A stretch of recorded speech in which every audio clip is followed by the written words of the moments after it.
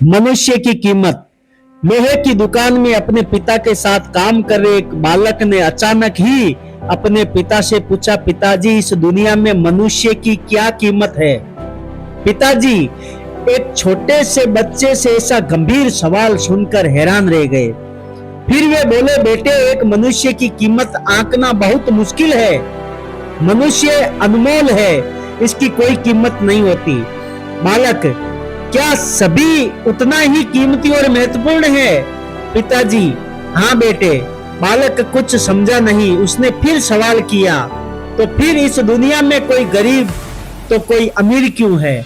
किसी की कम रिस्पेक्ट तो किसी की ज्यादा क्यों होती है? पिताजी, ये सवाल सुनकर पिताजी कुछ देर तक शांत रहे और फिर बालक से स्टोर रूम में पड़ा एक लोहे का रोड लाने को कहा।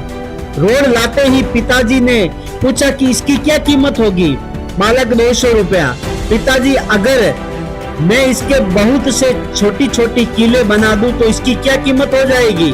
बालक कुछ देर सोचकर बोला, तब तो ये और महंगा हो जाएगा, 1000 रुपए कीमत हो जाएगी।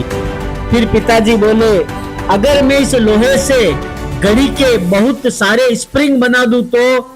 बालक कुछ देर गणना करता रहा और फिर एकदम से उत्साहित होकर बोला, तब तो इसकी कीमत बहुत ज्यादा हो जाएगी पिताजी।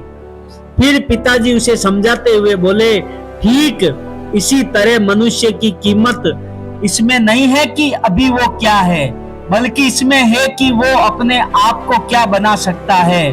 बालक अपने पिता की बात समझ चुका था।